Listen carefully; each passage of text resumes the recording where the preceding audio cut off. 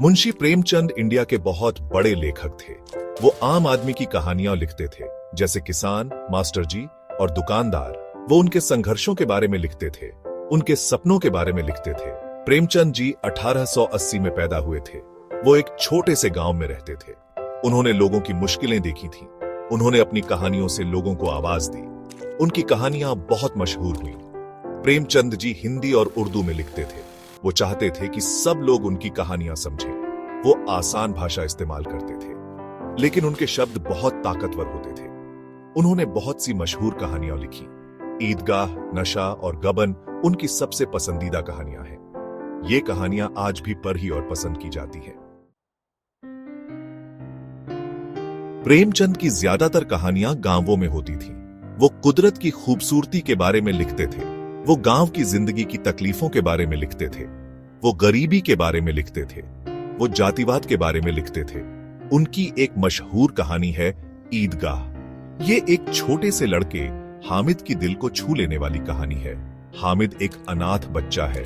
वो अपनी दादी के साथ रहता है। ईद के दिन हामिद अपने दोस्तों के साथ मेले में जाता है। उसके दोस्त खिलौने और मिठाई खरीदते हैं, लेकिन हामिद अपनी दादी के लिए चिमटा खरीदता है। वो उनकी मदद करना चाहता है। ये कहानी प्रेमचंद जी की संवेदनशीलता को दर्शाती है। वो गरीब लोगों की जिंदगी को समझते थे। वो उनकी तकलीफों को बड़ी संजीदगी से दिखाते थे। प्रेमचंद की कहानियों में बड़े विषय होते थे। वो प्यार, बिछड़ना और त्याग के बारे में लिखते थे। वो सामाजिक अन्याय के बारे में लिखते थे। वो शिक्षा के महत्व के बारे में लिखते थे।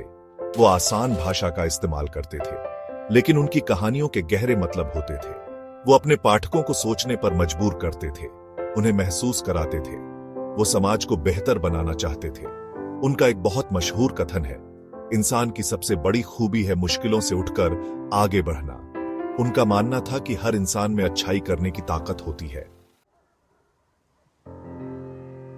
मुंशी प्रेमचंद आज भी प्रासंगिक हैं। उनकी कहानियां कालजयी हैं। वो हमें जिंदगी के बारे में सिखाती है। वो हमें इंसानियत के बारे में सिखाती है। हम उनके किरदारों से सीख सकते हैं। भले ही उन्होंने बहुत साल पहले लिखा था, लेकिन उनकी कहानियां आज भी हमें अपनी लगती हैं। आज भी हम उन्हीं समस्याओं का सामना करते हैं। हम उनकी समझदारी से सीख सकते हैं। उनकी कहानियां हमें दयालु होने की याद दिलाती है, न्याय के लिए लड़ने की याद दिलाती है, बेहतर इंसान बनने की याद दिलाती है। इसलिए मुंशी प्रेमचंद को उपन्यास सम्राट कहा जाता है।